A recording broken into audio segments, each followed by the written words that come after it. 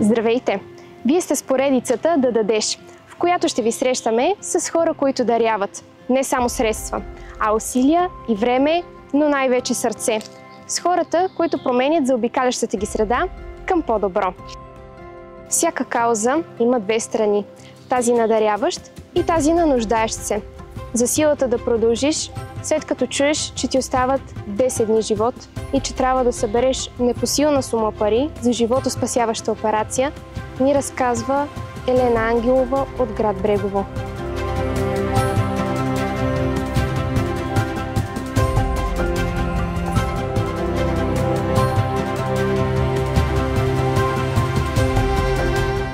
Още като дете тя е диагностицирана с рядко генетично заболяване на черния дроб. В края на 2020 състоянието й се влошава рязко и много сериозно. Лекарите са категорични. Единственият изход е трансплантация. За щастие, Елена не е сама в тази битка.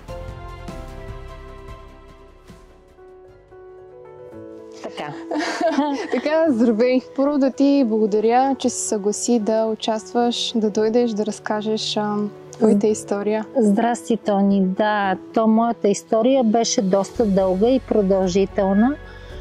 В рамките на две години и нещо общо взето се случваха с мен нещата, докато не стигнах до своя положителен край, нали? Първо аз да кажа, че бях кандидат за трансплантация на черен дроб. Моето състояние беше изключително лошо. Нали, общо взето на мен ми се каза, че горе-долу от 10 дни живот, нали, в рамките, това е което могат да ми прогнозират. Нали, в нашата болница бях начел в списъците за трансплантация, но, както знаеш, то в България няма кой знае колко донори, органи. Малка държава сме и тук нещата са доста сложни. Има много приятни запознанства, много силни връзки създадени по време на тази, нали, кампанията, която се организира за мен. И много хора ми помогнаха за да стигнем до тук, нали, до събиране. Сумата беше непосилна за мен към ония момент. Той към този момент е непосилен накуп да изкарам тази сума. Нали, при положение, че при мен се водеше ежемесечно лечение. Нали, и освен, нали, събирането на тази сума, при мен имаше и ежемесечни, то не малки разходи. Тук идеята е, според мен, когато повече хора вземат участие в нещо общо, тогава нещата стават по-лесно и по-бързо. Част от хората, които активно се включват в организирането на мероприятия за събиране на средства за трансплантацията на Елена, са група майки от град Видин. Като администратор на групата Видин Мама е моя мисия и цел и ценност на групата, която създадох преди 10 години, да помагаме на жени и майки от Видин, майки с приоритет.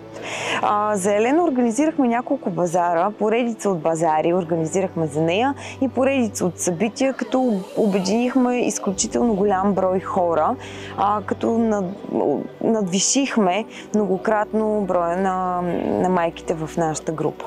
Всички абсолютно безвъзмездно се включиха, участваха кой с каквото може. Някои участваха с предмети за търговете, други с печива, трети с други изработени ръчно материали, четвърти с услуги дори в благотворителните действия и в крайна сметка успяхме да постигнем нейната кауза. Взаимопомощ е една от нашите основни каузи, ценности и идеи и ние всички сме обединени по този признак. Няма как да не се познаваме, макар и само след един разговор, ставаш близък с този човек и помагаш, защото утре или в други ден може да е някой от нас на това място. Никой от нас не се е замислил с какво да помогне.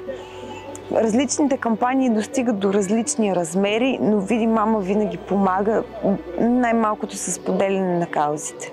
Но никой от нас не подозираше дори Елена докъде ще стигне нейната кампания. тя в един момент наистина тя разбра, че ние ще помогнем. Тя усети, че помощта идва. Тя усети, че не е сама и че има надежда да завърши лечението си. Тя го почувства, повярва го и сякаш не ни трябваха думи, ние просто се разбирахме с едно намигване и с половин приказка, както се казва. Всичко беше просто перфектен синхрон. Всички знаехме, че ще се получи. Всички вярвахме, че нейната кауза ще успее, защото ние сме заедно. Какво е усещането да видиш толкова много хора събрани на благотворителен базар с цел ти да се почувстваш по-добре, да живееш живота си пълноценно и да имаш тази възможност? Уникално е усещането.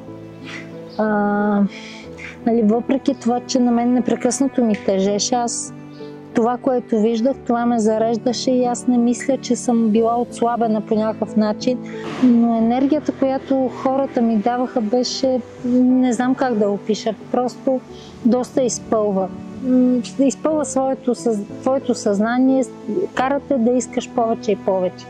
Може би не е най-точната дума късмет, която да използвам в случая, обаче мислиш ли, че и други нуждаещи се имат същия късмет като твоя, да попаднат на хора, които да прегърнат каузата им, да им помогнат? Силно се надявам, защото не, напротив, при мен е точно късмет. Аз наистина се надявам повече хора да имат моя късмет.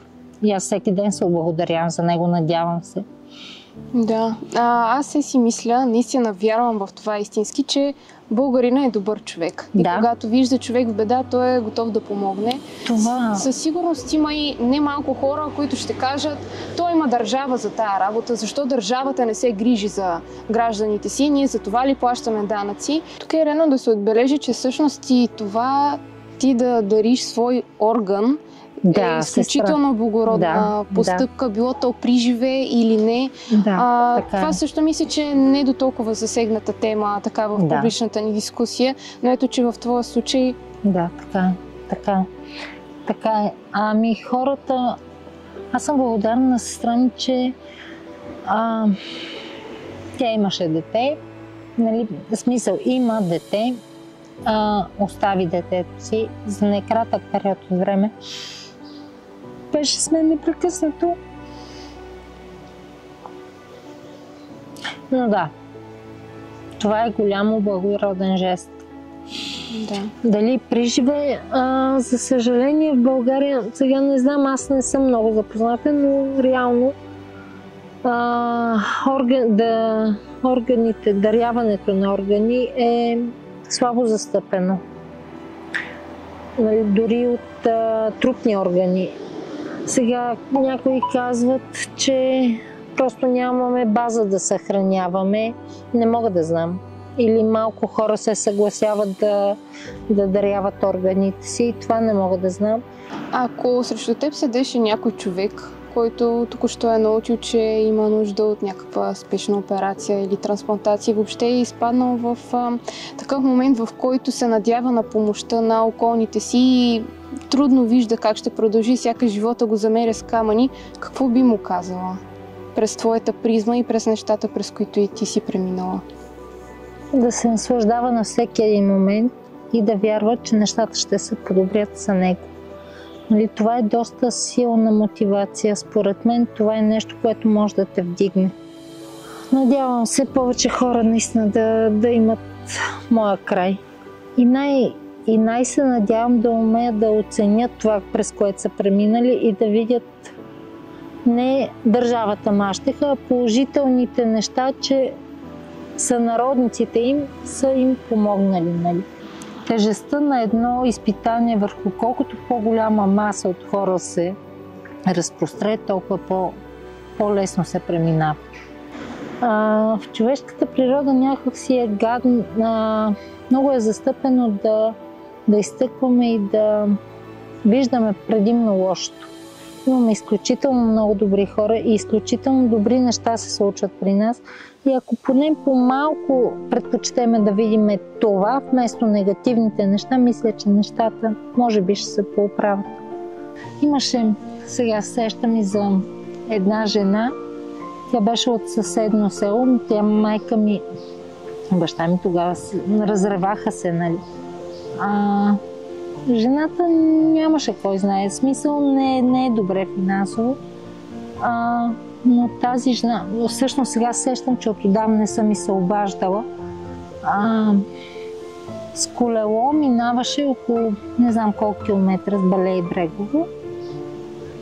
Разстоянието, за да даде 10-20 лева, нали, колкото има. Нали, в рамките на месеците, които беше кампания. Такива неща няма как да не ти разстроят, нали, емоции. Няма как да не покажеш емоции на това. Вярвам, че хората трябва да даряват. Трябва да обръщат по-голямо внимание на обществените проблеми, защото старите хора са казали една много умна приказка, че душа, която дава, ръка, която дава, не обеднява. Няма да навлизам в подробности за кармичните измерения на дарението и защо някой го прави, нали, защото всеки знае, че се злоупотребява понякога с тази тема.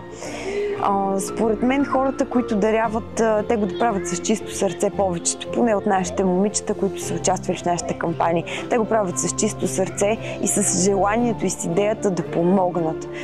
Защото ние сме общност, ние не сме голяма общност и ако ние не си помогнем, как ще чакаме някой друг да ни помогне? Всичко започва от нас самите. Започва от нашата собствена съвест и започва от вярата. Вярата в доброто. А доброто е заразно.